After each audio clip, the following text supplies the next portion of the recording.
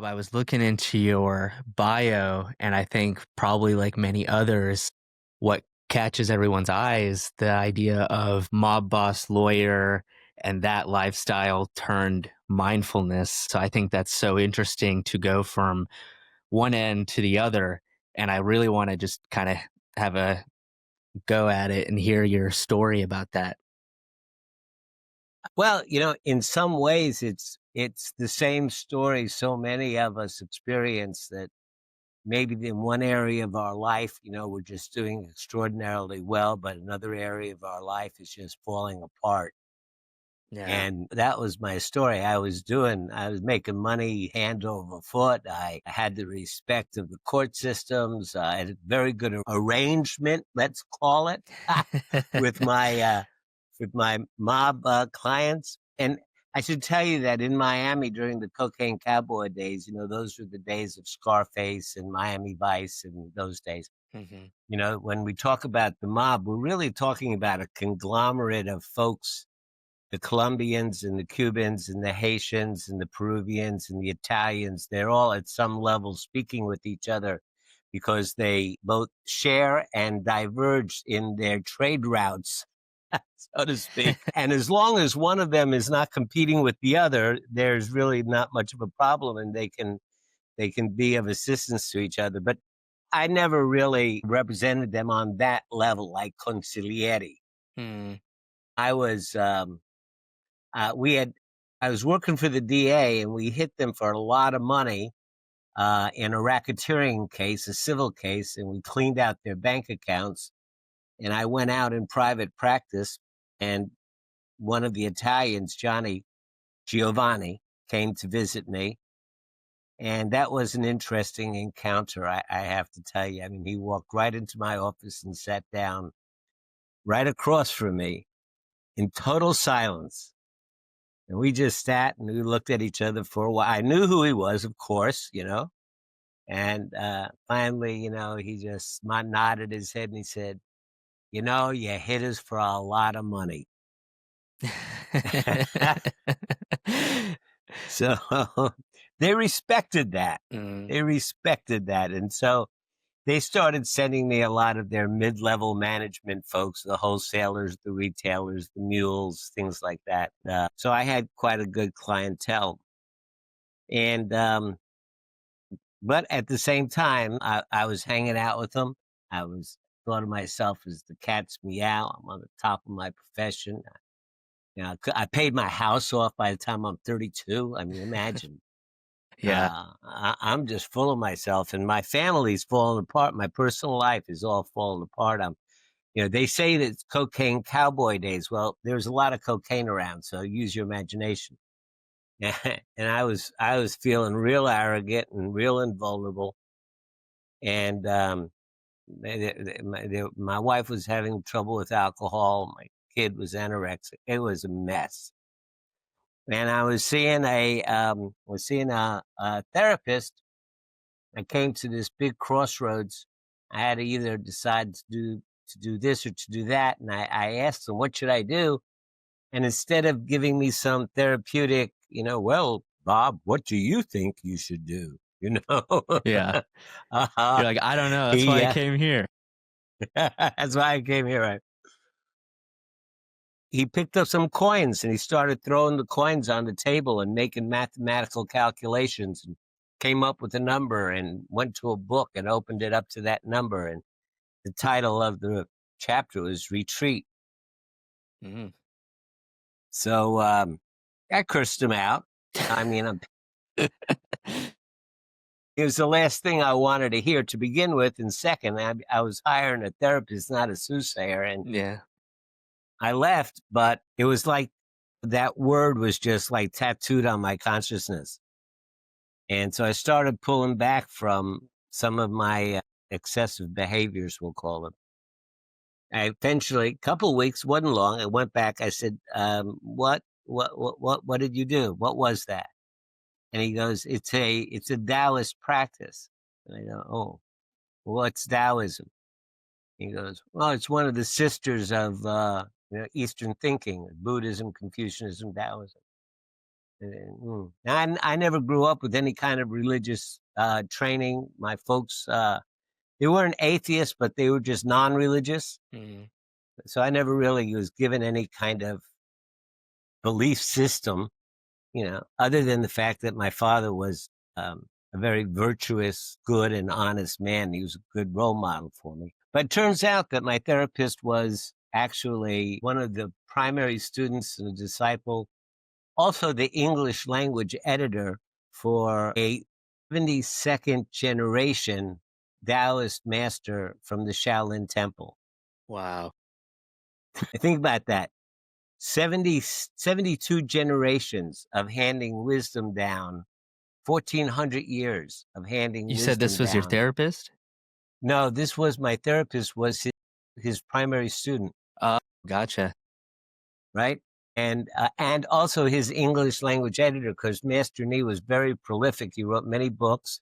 They would be translated into English, and then he edited the books. And so that's how he was like very close. He was very close.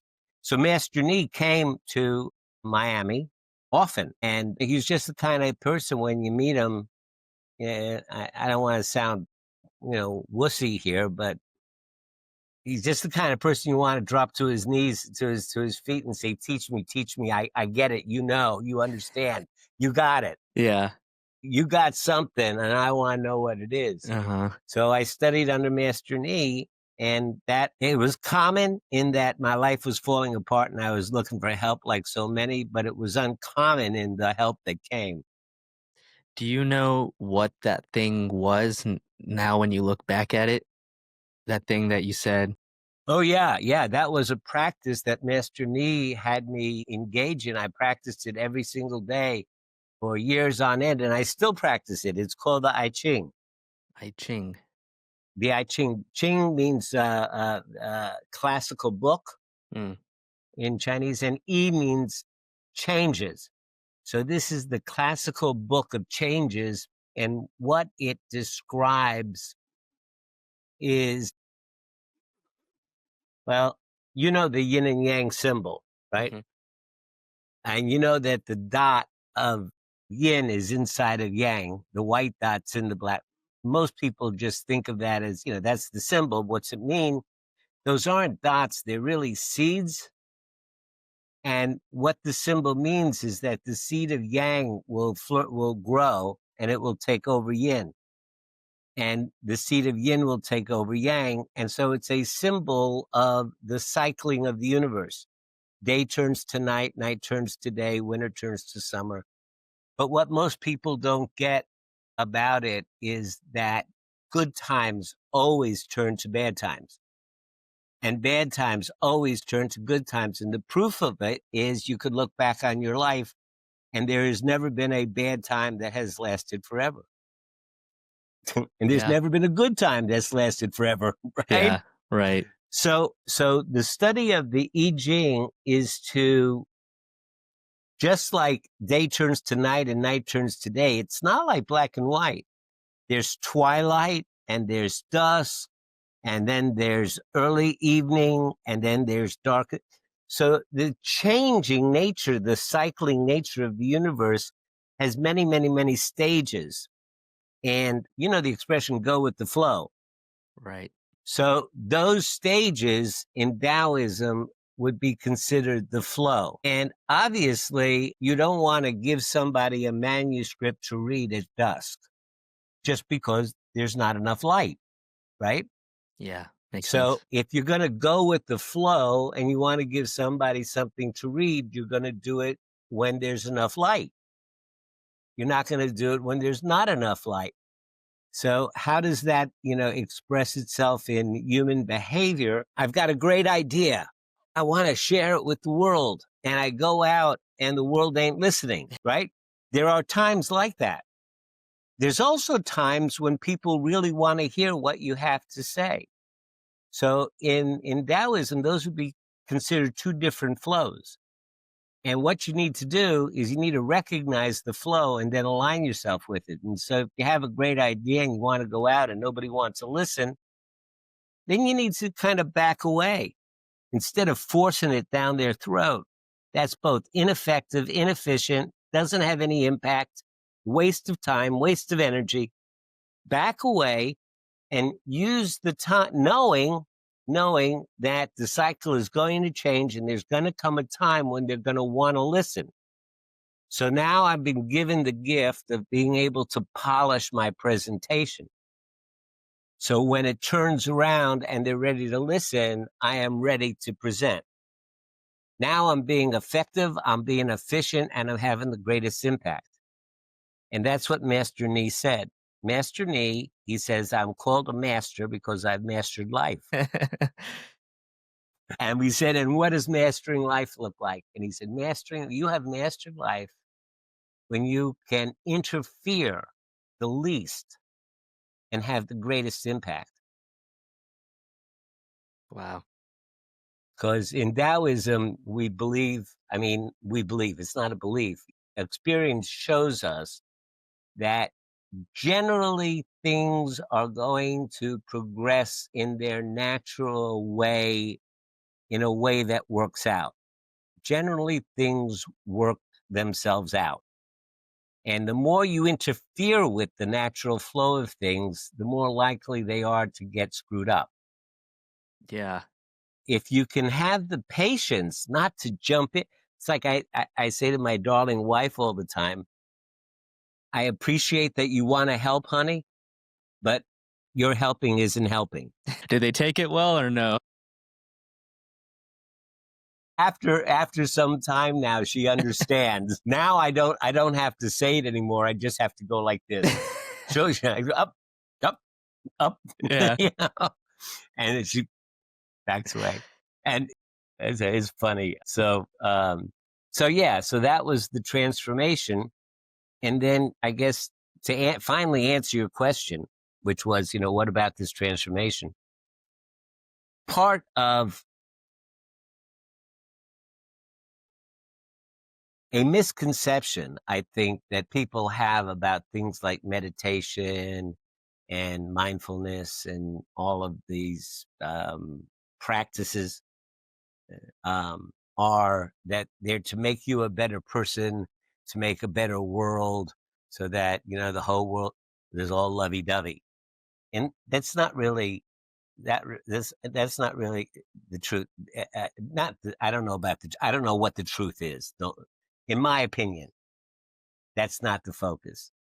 People say that Jesus came to change the world. I don't know, for me, whether that makes a lot of sense. I think Jesus came to show us how to be happy. The Buddha came to show us how to be happy. And the Dalai Lama says the only thing that's common among all people is that we all want to be happy. Mhm. The funny part of it is that the path to happiness is a path that goes through kindness. The path to happiness does not go through me being greedy and wanting more and taking yours and at the expense of this. He's just not a happy person. So in order to develop antidotes to greed and to hatred and to dislike and to ignorance, in these practices, we work at cultivating generosity and compassion and loving kindness. Not so much to make us a better person, which it will, and not so much to make a better world, which it will, but because that's what makes us happy. Mhm. And so there comes a time, if you intentionally engage in a practice to cultivate something like loving kindness, there comes a time when you actually feel your heart open. It is a physical sensation. For my very Christian friends, they describe the sensation of the spirit entering you. If you don't have that background, it's a physical sensation of all-encompassing awe. And once that happens, you find that your main goal and purpose in life is to reduce the suffering of others. Doesn't mean you're not going to get angry. Doesn't mean you won't be pissed off. Doesn't mean you won't do something that hurts somebody. We're still human. Mhm. But behind it all is this desire to make a difference and reduce suffering. Yeah, and it seems almost ironic because that level of love and giving comes from, if at least the beginning of it comes from a place of pain. Right? You Yes. have to go through your own suffering to understand Yes. what it takes. And that's the irony. I think that's also the ebb and flow, the yin and yang, which what we're talking Hmm. about is that doesn't exist. Love doesn't exist without some sort of negative opposition, pain, heartbreak, whatever it may be. I find that so interesting that you say all this because, I mean, I guess taking one step back here, when you were Hmm. talking to your therapist and you got angry, you cursed him out, you're like, what? I got to retreat." To some extent in that moment, did you know that was the answer? Is that what made you angry? If you asked me the question at the moment, I would probably say no. In Mhm. retrospect, yes. Makes sense. Yeah. That's so fascinating. You went from doing that to learning the teachings of, if I were to summarize, what would you call it? Like the heart opening? What do you call that level of love and acceptance? Yeah, of opening your heart. Mhm. And how did you cultivate that? Well, there are practices. There are practices. I mean, there is a specific practice called the metta meditation. Metta in Pali means loving kindness. And you sit down to do your meditation, and the process is that you bring to mind someone who either you love unconditionally or who you have no doubt loves you unconditionally. And you imagine this person in a chair in front of you and you offer them blessings. May you be safe. May you be happy. May you avoid physical suffering. May you be healthy. And you offer these particular blessings, really trying to generate a sense of authenticity. And when you first start this process, this meditation, it feels so fake. It just feels terribly fake. But if you are consistent and you practice, even a couple of times a week, it starts to feel very, very real. And then you move out and you think of somebody that you're neutral, like the clerk at the Food Lion, the grocery store. Somebody you know and you can imagine you've seen around, you normally say hi to, but that you have no investment in. Mm. And you offer these blessings. And again, it feels terribly fake and terribly inauthentic. But if you do it a couple of times, all of a sudden it starts to feel like you really, really do hope and wish that this person does be free from physical suffering, that they be free from mental suffering, that they have health, that they be safe. You really do wish this for them, and it does something to you. And then you move out from that to somebody who may be a little difficult in your life, not terribly difficult, not, like very weighty, but somebody that may be difficult, and you offer them these same blessings. And again, it feels very inauthentic. I used to always kid, I have an ex-wife, and I always kid that the very person that's always at the end of my meditation is my ex-wife. And I have to admit, I haven't gotten to the point where those blessings feel authentic yet, Yeah. but it's a process. Yeah. Your honesty is appreciated. But it is a process. And brain science, tells us that this all makes sense because every time you do it, you are creating neural pathways in your brain. And what we know about neural pathways is that we we can actually feel how thick a neural pathway is. Wow. Wow, right? Yeah. In other words, um, so neurons that fire together wire together, and they form a pathway. And if you have the practice the thought again, another group of neurons will fire together to get a little thicker. And we know that in a light bulb, the filament is very thin, and because it's thin, it resists the electricity, which causes it to heat up from Mhm. the resistance, and it glows and it gives us the light.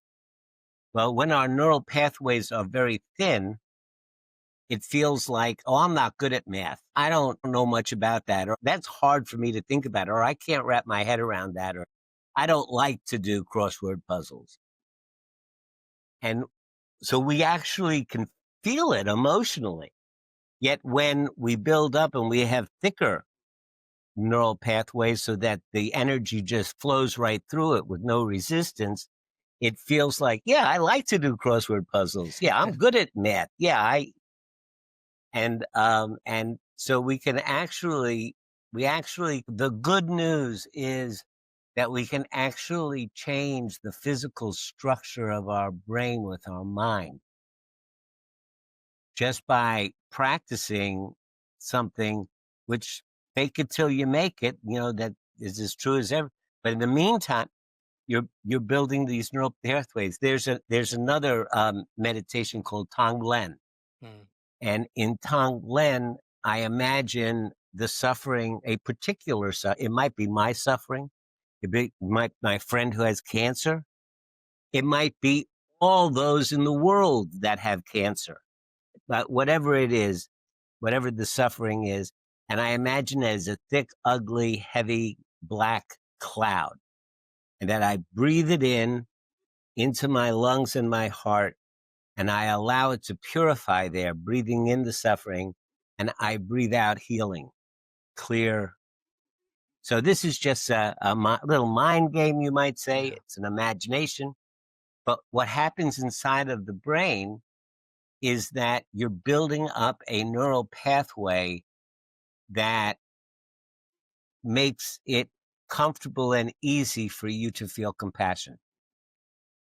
So you actually cultivate compassion, and all of a sudden you realize that when you used to hate to go to a funeral because you didn't know what to say because it was uncomfortable, now you're happy to go to a funeral because you know that you'll bring some healing to the person that's suffering. And you wouldn't, and it's because the brain has actually changed based on the thinking that you've had. Really cool stuff. Mhm. Would you say that unconditional love does exist based on this what we're talking about, this practice of opening your heart? Wow. Wow. There are some semantic questions in that. What is unconditional? Mhm. I mean, when we say unconditional, are we taking into account the normal frustrations and upsets and roller coastery emotions? Sometimes we feel energetic, sometimes we feel sickly, sometimes we don't have the energy Mm. to be loving, and we're frustrated and we snap.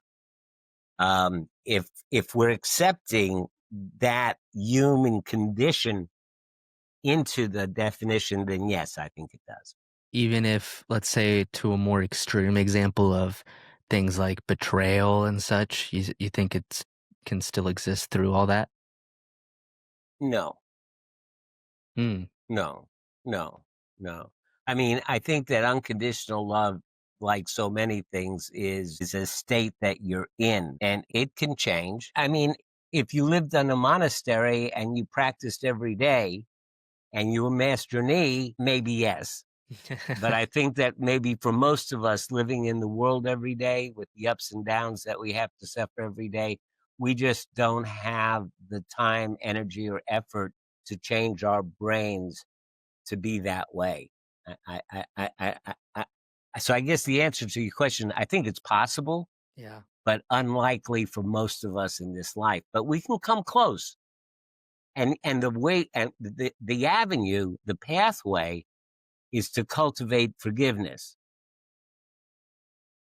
because forgiveness, in Buddhism, there are three poisonous roots. I want, I don't want, and I don't understand, or I don't know. Greed, hatred, or wanting, aversion, and ignorance. And the three antidotes, the three sweet fruits, are generosity, loving kindness, compassion, and wisdom. So if we if we work on forgiving, it takes all three to be able to forgive. You have to have compassion for somebody, understand that you don't know what it's like to walk in their moccasins. You have to have the wisdom to understand that by holding on to your hatred, by holding on to your sense of betrayal, you're only damaging your own peace of mind. And you have to have a sense of loving kindness, which, I love from the Christian perspective, you would say for all of God's creation, for all of the creation of nature. You need all of those three things are necessary to interplay to forgive. So if you practice forgiveness, you actually are strengthening all of those three antidotes to all of the three poisonous roots. So it is like a panacea. It is like if there was one thing in life that I would practice, it would be forgiveness. Mm. I think that's an interesting perspective because it's almost similar to maybe, let's say, the idea of happiness, right? Does happiness exist? Yes, but are you happy all the time? No, right? That's the human condition. We experience an array of Right, emotions, and saying right. unconditional love is in a similar manner, I think makes a lot of sense because it's not about having unconditional love 24/7. It's cultivating and maybe even cultivating more of it in your day-to-day life.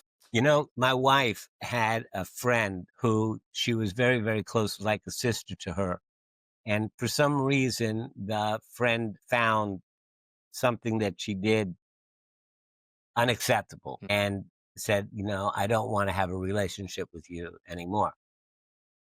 And that has been years ago. And although she still, today, even after all of these years, she still has a longing for that unconditional love that they had for each other at that time. So does she still unconditionally love her? I don't know, but I know that she longs for it. Hmm. I know that she says, I wish that, I still had her in my life. Yeah, that's interesting. I So personally, I have and generally always have had a hard time holding grudges. And I've always thought about it and wondered whether it was a strength or a weakness. And I know many people probably immediately assume it's a strength, but at the same time, right, the idea of grudges can also help you in terms of understanding patterns and not to fall into the same mistakes and whatnot, right? So, what is your thoughts on grudges when it comes to this idea of heart coherence and whatnot? Well, if I could quote my therapist, although I don't want to be, I don't want to delude. His comment was, I'll just go say bleep. He says, look, Bob, look, Bob, if somebody bleeps you in the back, you do not have to turn around and kiss them. Yeah, You know, all of the lovey dovey stuff and all of the crystal hippy dippy tree hugging, all that stuff. Yeah, that you have to take that with a spoon of discernment, and just because, you are la la, kumbaya doesn't mean you step out in front of a bus. yeah, So, we have two sides of our brain for a reason. One side is to protect us and for survival, and the other side is for connection and creativity. We don't want to have blood dripping from our fangs, and at the same time, we don't want to be so la la kiss boom right. ba that we can't get Fangless. anything done. Yeah. You know, it's a balance. Yin and yang need to balance within us that we have that. I think that, forgiveness is not about forgetting. It's about letting go of whatever you're holding on to that is making you unhappy. So if the grudge is causing you discomfort, if the grudge is taking up mental energy inside of you, it's not helpful. Even if you forgive somebody, it doesn't mean that you're going to open yourself up to their abuse again. I'll forgive you. It doesn't mean I'm going to forget you. Yeah. That's that makes a lot of sense. I actually would say that personally, I become more cautious of and take a mental note of the situation, the person, whatever we're discussing. But I think personally, I don't hold it because it doesn't serve me.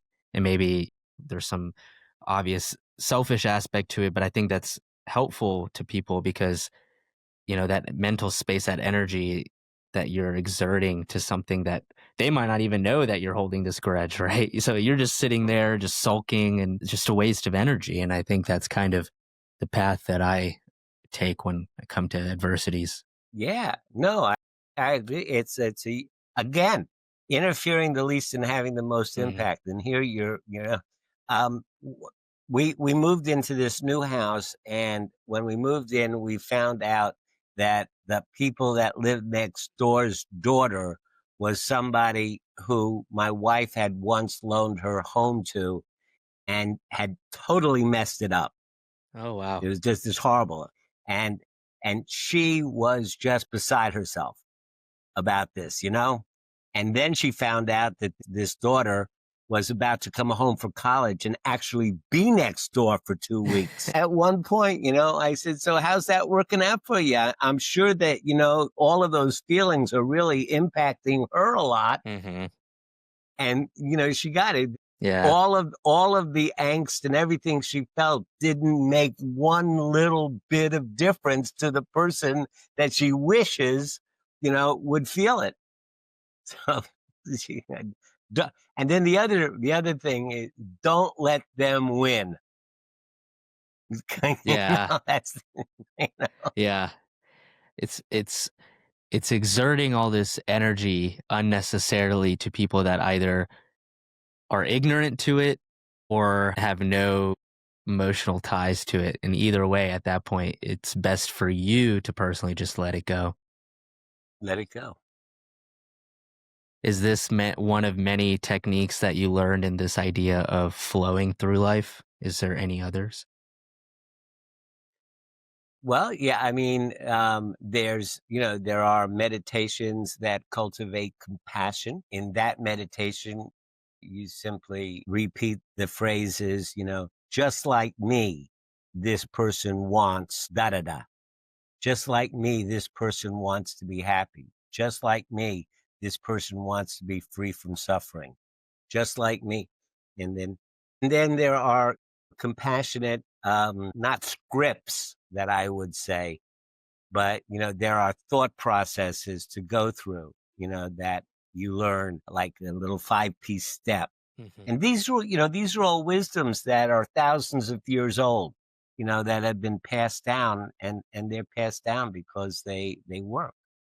Um, so there's those things. And then of course, meditation itself, just breath awareness is a whole practice that there's a lot of misunderstanding around. Most most common conversation that I have, "Oh, you teach meditation. That's really great. I could really use meditation, but I could never do it because I tried to sit down once and my mind just went crazy and I can't quiet my mind." And I'd like to grab them and shake them and say, it's not about quieting the mind.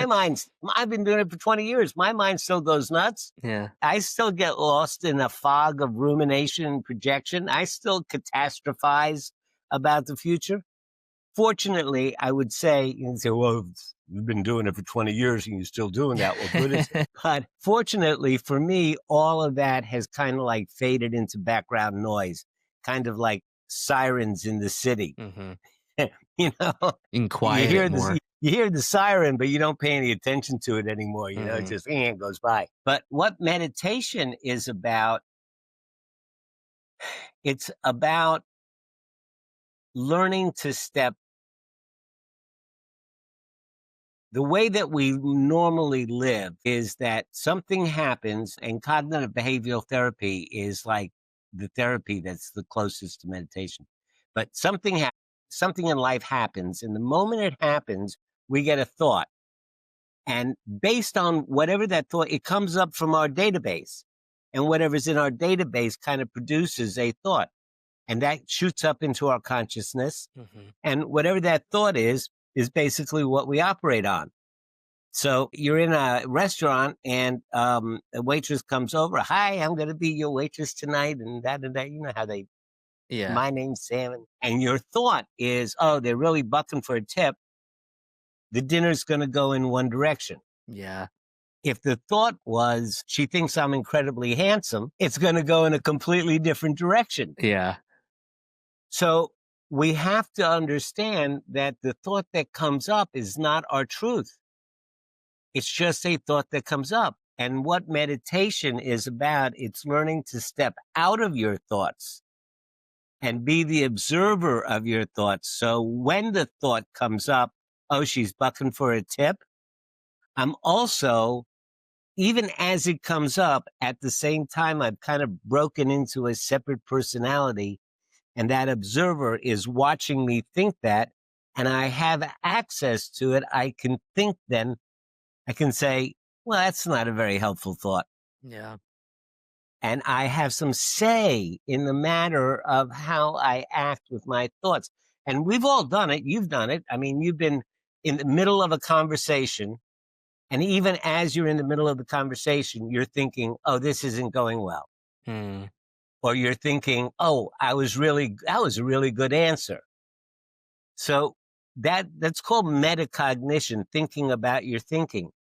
And the only difference between doing it because it happens and doing it in meditation is, in meditation, we pay attention to it intentionally Yeah. and we cultivate that skill of being the observer. And when people talk about peace, and crystals and everything else in meditation, we're not talking about the fact that life isn't still going to be a roller coaster. It will be. But we're talking about that even as it's a roller coaster, there is a piece of you that can be watching you go on the roller coaster. And from that place, you can experience some stability. And it's a skill. It's not anything magical. It's not anything that we don't do already. It's just a skill that can be taught and makes a huge difference in your life. Yeah, and I think it's interesting in that example you gave too, because going back to what you had said earlier about, walking in someone else's moccasins, right?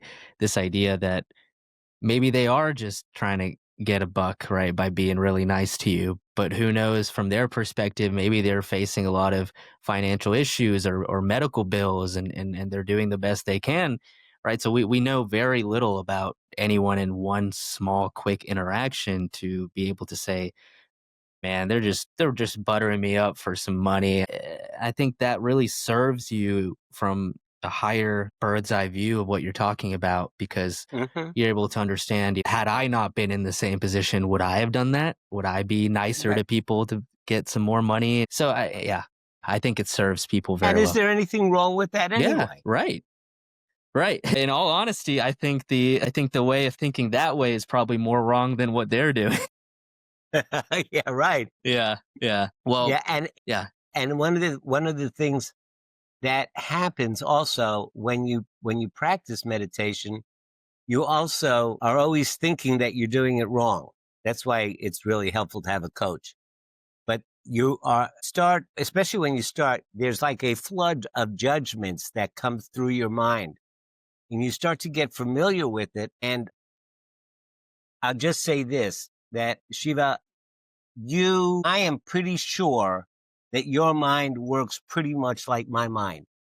Now, I don't say that our experiences have been the same and that our philosophies are the same, but uh, we couldn't, if our minds didn't work pretty much the same, we couldn't have a conversation. Mm, I right. mean, sound goes in our ears and it gets processed in our brain.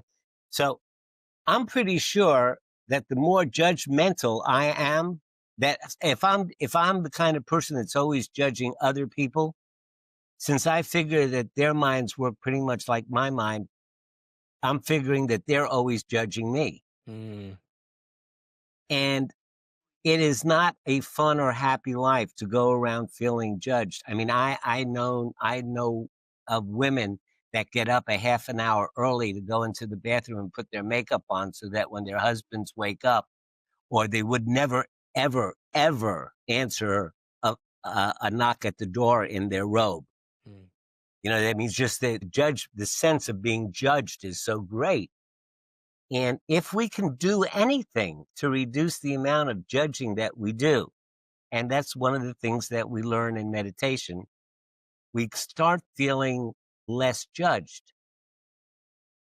And when you finally get to the point where you can say, I am what I am, and I is what I is, and I'm Popeye the Sailor Man, then life has become happy.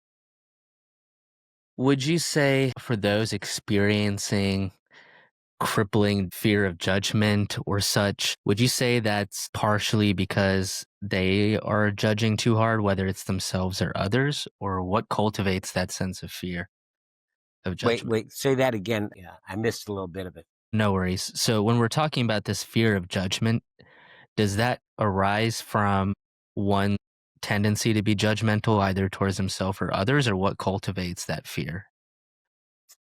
I think what it comes from is from our childhood. Mm, When I think that when we were so young that we could not put things into context. I mean, there's a lot of child psychologists, and it seems to be pretty much written in stone that when kids are criticized or they're praised, they don't take it as an action that they have done. They take it as they are good or they are bad. I'm a good person, I'm a bad person. All of the praising that you get, it doesn't get in your way during life.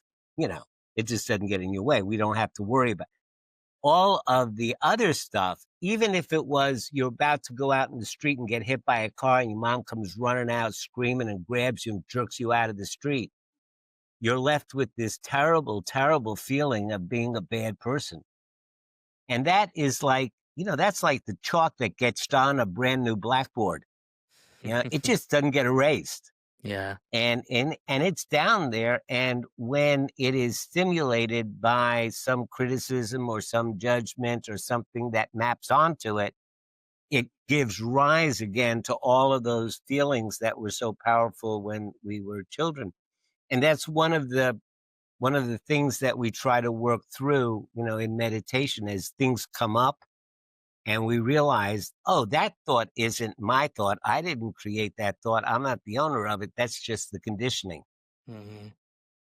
So when we start to be able to distinguish out what thoughts are conditioning and what thoughts are coming from our creative, intuitive intelligence, we start being reactive, less reactive Yeah.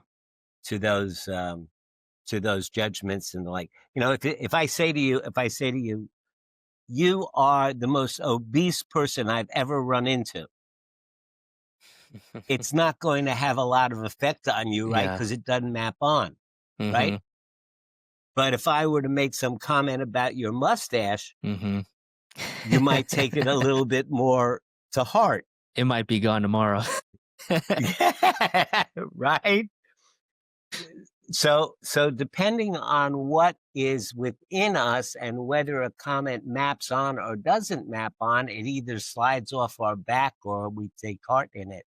And so all of that is the conditioning, and the self-image and the idea in amazing complexity and detail, of who we think we are. Wow. And the crazy part is we're none of that. Yeah. I'm that's actually very exciting. I think it really raised some awareness for me too, even I've never been super judgmental of others, but I think what connected for me was oftentimes being very hard or judgmental on yourself. I think many can Hmm. relate to that too. So, yeah, going back to the past, I think makes a lot of sense of how we arise in this world. Hmm. Hmm. But, Bob, I love to ask my guests this closing question. As you know, the show's called Learn or Be Learned. And I love to ask, Hmm. what is one life lesson that you have learned that you'd like to leave the audience with here today?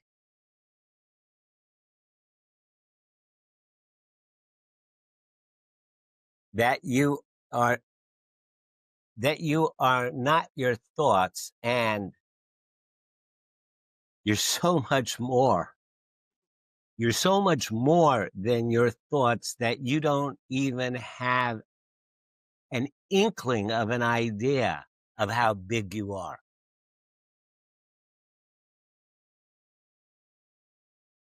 Care to expand just a little bit what that means?